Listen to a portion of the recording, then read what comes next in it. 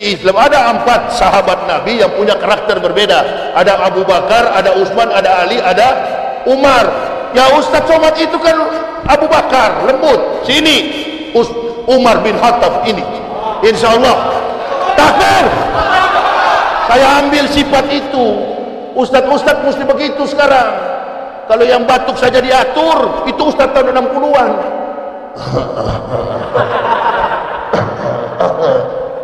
Makan pun pengawal sampai berapa orang. Ambil ikan ada pengawal 1, ambil nasi ada pengawal 1. Istri saya nggak pernah saya suruh sendoki, nggak pernah. Tanya istri saya. Tapi kalau subuh lain cerita. Hah? Istri saya nggak pernah saya bilang, Mak, tolong ambil nasi itu, enggak. Tidur di rumah nggak pernah pakai spring bed. Ada spring bed sampai yang mahal punya ada di rumah. Saya tidur di karpet di lantai selama 12 tahun. Tanya, wallahi, punggung saya ini sudah kenyang dengan kenikmatan dunia. Jangan tidur sekarang. Ditampilkan ustaz-ustaz memang yang betul-betul melawan dengan kebatilan, tapi tetap pada jalur tidak melawan hukum negara. Dan nggak usah bawa-bawa kelompok, mati sendiri. Nggak usah bawa-bawa saudara Muslim. Kau berdakwah sendiri, matilah kau sendiri. Jadi saya sarankan dari mimbar ini kepada adikku Ustaz Somad, pergi layani umat. Yakinlah Allah besertamu, iblis gak mampu menggugat kebesaran jubah yang telah Allah kenakan di dalam diri. Gak bakal itu. Kalau Allah sertai kita, siapa yang mau ganggu? Saya aja cuma 1 ayat begini saya tahu gak ada yang berani ganggu. Hadis itu terus, gak ada yang iblis bisa ganggu. Kenapa? Karena iblis pun takut sama Umar. Setan pun takut dengan suara Umar, begitu. Kok nggak ada yang ikut yang begitu? Ada. Saya punya buku tentang Umar begini tebal, karangan Dr. Haikal. Kata Rasulullah SAW sebelum beliau wafat, beliau katakan, kalau ada lagi Nabi sesudah aku, Umar orangnya. Kenapa? Kita ini ceramah, ada yang jenggotnya panjang sekali di YouTube. Dia tidak ada memihak kepada kebenaran, yang dia pihak dia di tengah-tengah. Ustaz cari aman. Ustaz cari aman, yang penting pulang amplop. Panitia masjid, jangan coba-coba kasih amplop saya.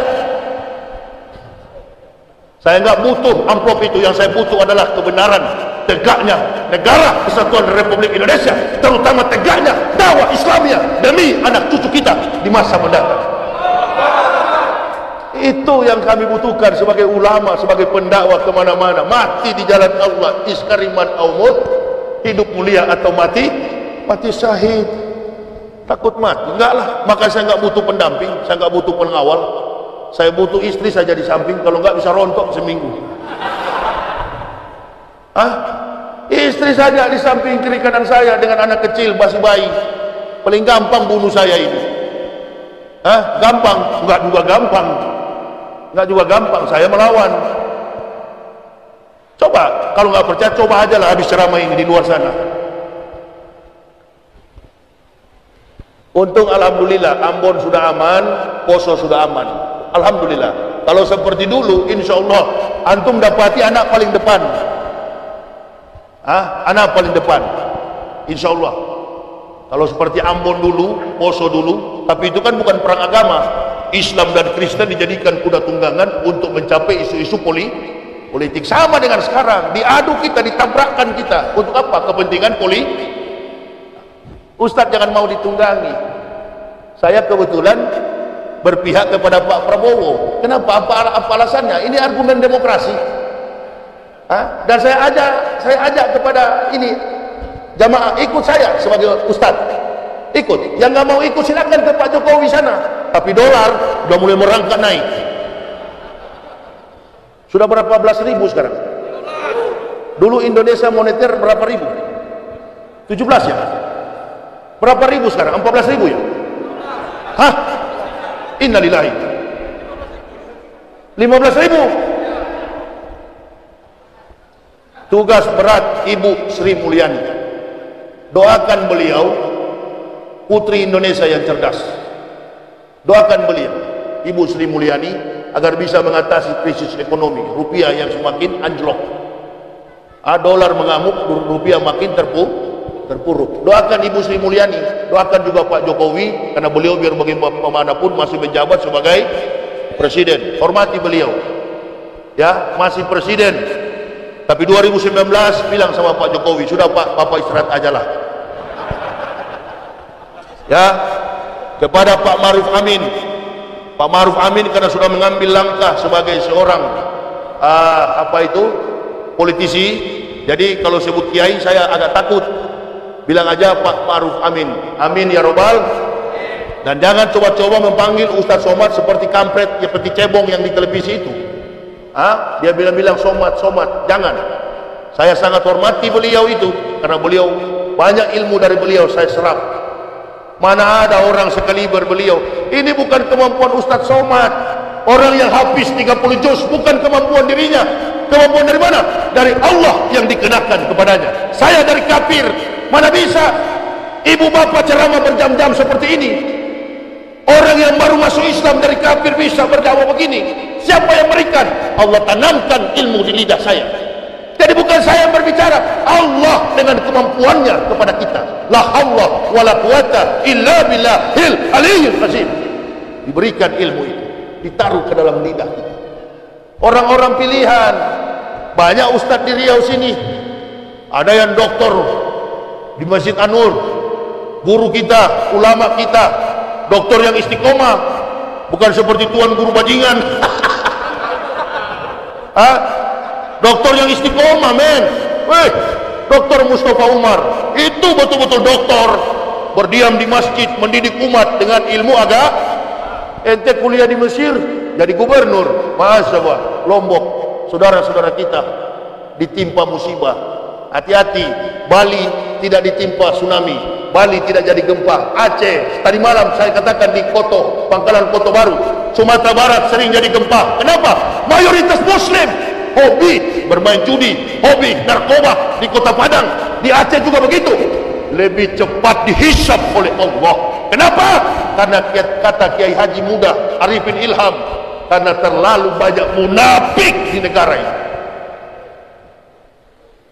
Dia nggak suka kalau lihat orang Islam menang masjid begini, marah dia. Dia lebih suka di jalan-jalan main gaplek, judi. Kalau dibilang kafir marah tuh. Dibilang kamu nggak sholat, kamu jadi seperti orang kafir, tersinggung. Alhamdulillah lumayan masih ada iman. Nggak apa-apa, tetap masuk surga, tapi benjol-benjol. Begitu. Nah, di saat sudah tidak sholat, di saat sudah tidak ke masjid, datang orang kafir. Sini dulu kamu. Kamu agamamu apa? Islam. Kok kamu nggak sholat? Ya nggak. Nih 1 M. Kau hantam saudaramu sana. Kamu agamamu apa? Saya Islam. Kok kamu nggak pergi sholat Jumat? Iya. Nih 500 juta. Kau pukul saudaramu sana. Pernah dengar di kisah Nabi Musa ada seorang yang namanya Barsisa. Dia hidup selama 125 tahun. Alim, tak pernah berbuat cemar, tak pernah melakukan dosa. Iblis datang sebagai seorang ahli ibadah, nginap di pesantren Barsisa. Ditanya oleh iblis, apakah ini tempat pengajianmu, Barsisa? Ya. Bolehkah saya menginap? Boleh. Wahai ahli ibadah, boleh kau menginap di rumah saya. 3 hari iblis menyamar sebagai ahli ibadah. Iblis tidak makan, iblis tidak minum, iblis tidak melakukan aktivitas apapun kecuali sujud ibadah. Barsisa lihat 3 hari 3 malam nggak makan minum, puasa, takjub Barsisa. Dia bertanya, Lis, apa sah? Ente ibadah begini hebat, ilmunya dari mana? Kata Barsisa, gampang. Kata iblis, gampang. Ahli ibadah ini yang nyamar, iblis menyamar. Gampang kalau antum suka yang begini. Antum bermaksiat dulu kepada Allah, barulah antum mendapatkan ilmu ini. Yang pertama, coba antum pergi ke sana, satu kampung, antum bunuh saudara muslim. Kata Barsisa, nggak mau. Antum berzina, apalagi itu. Ya sudah, kalau antum nggak mau itu, satu aja yang ringan. Apa? Minum tua. miras oplosan. Ada miras di kampung sebelah yang jual janda cantik. Janda apa istri orang? Masih istri orang. Pergi dia ke kampung sebelah. Karena dia lihat minum miras hanya ringan, dia tidak membunuh, dia tidak berzina. Begitu dia minum miras, yang penjual miras cantik, istri orang. Kabur sudah penglihatannya, dibawa, ditahan, disandra di dalam kamar, nyaris diperkosa. Datang suaminya, kepergok, langsung suaminya dihajar, hampir mati. Orang kampung kepung, salib dia di tengah terik matahari, digantung, dicambuk 80 kali, diderah dengan cambuk, kemudian disaksikan oleh iblis dari bawah palang salib. Bagaimana nasib? Saya adalah iblis yang membodohi kamu. Panas setahun dihapuskan oleh hujan. Kesetiaan, ketakwaan, keulamaannya selama 125 tahun tumbang dalam 1 jam. Mengerti maksud saya? Hidup mulia kita beriman, mati dalam keadaan husnul khatimah. Ya Allah, ya Allah, biha ya Allah, bi husnul khatimah. Ya Allah, biha ya Allah, biha ya Allah, bi husnul khatimah. Minta setiap kali kita tahajud malam, ribuan kali kita sebut itu. Nggak akan ada rasa takut dengan kematian itu. Tumbang 125 tahun nggak pernah cemar, cuma 1 jam saja iblis bisa goda. Jadi nggak jadi ukuran. Ente duluan masuk Islam, Yahya Waloni ini baru. Nggak begitu. Saya punya teman satu kelas di sini, di masjid ini. Namanya Novi, itu ada Ibu Novi. Teman saya waktu SMP, cerita Nov, bagaimana kenakalan saya dulu. Siapa yang berani sama saya di kelas? Nggak ada yang berani, jago kampung ini.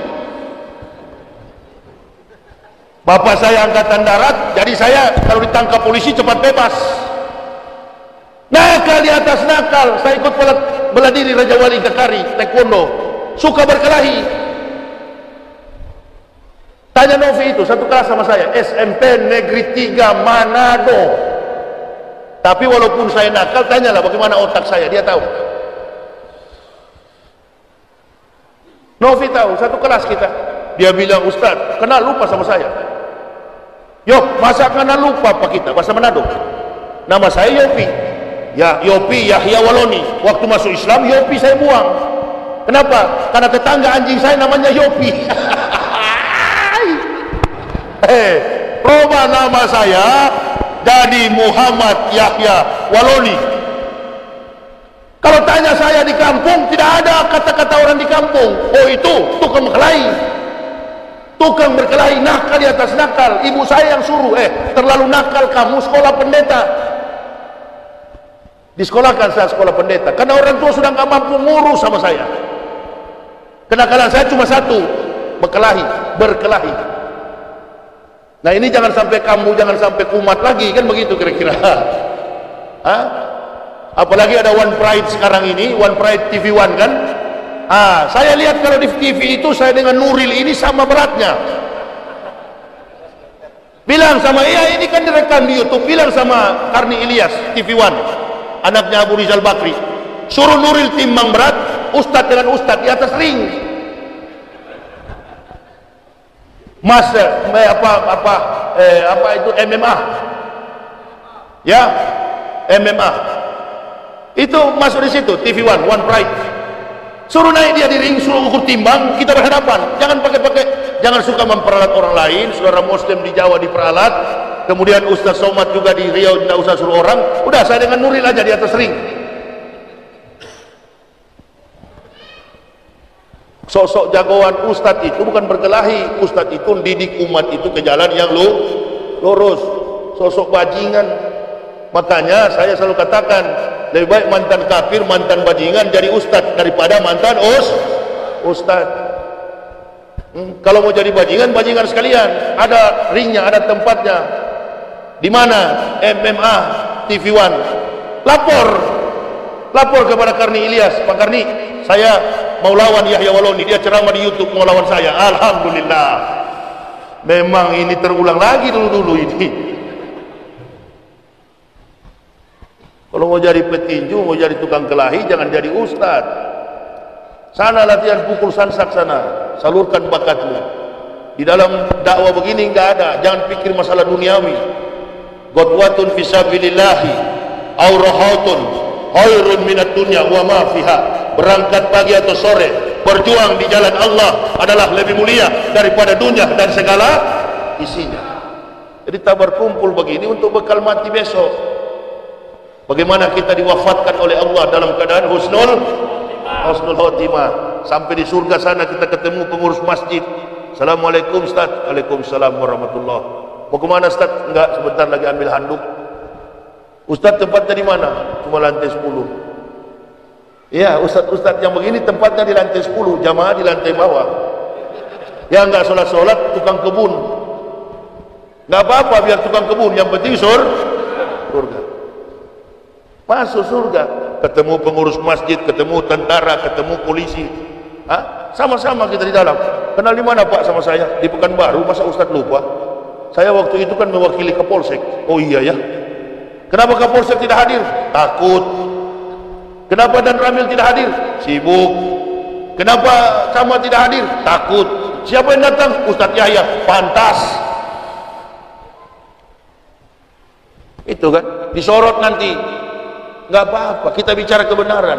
Jujurlah, angkatlah wajah kita kalau bicara tentang kebenaran. Nggak usah di belakang-belakang layar, depan-depan begini.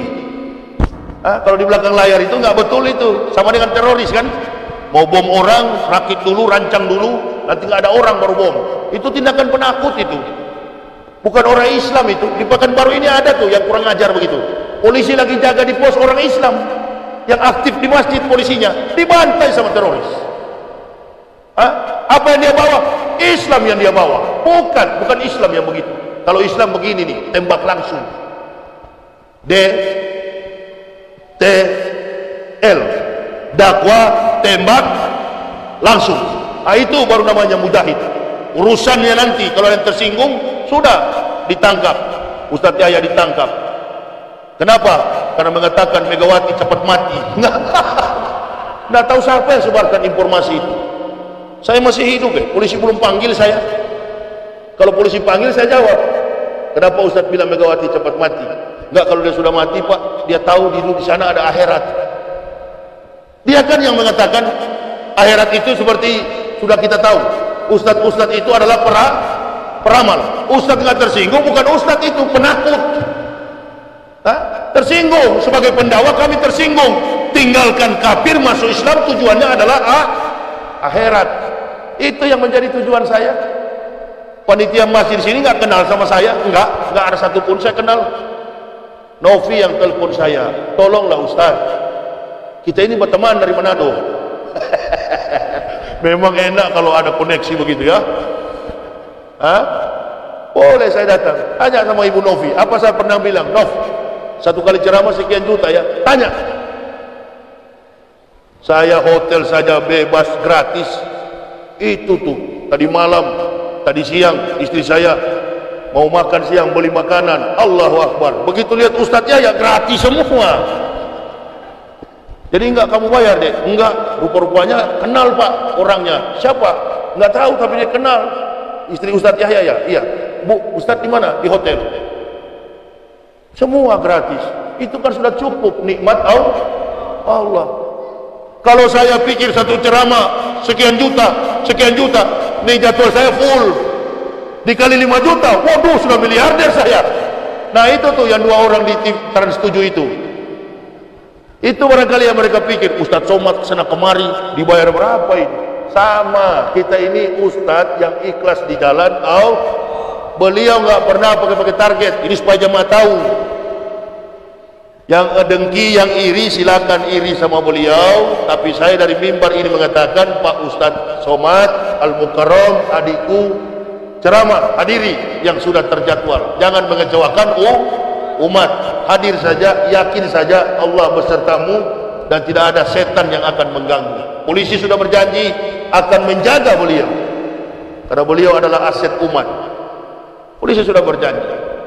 Yang penting gerakan-gerakan kelompok di masyarakat itu stop, redam, supaya pertarungan pilpres nanti ke depan akan ada kedamaian di negara kita Republik Indonesia ini. Amin ya Rabbal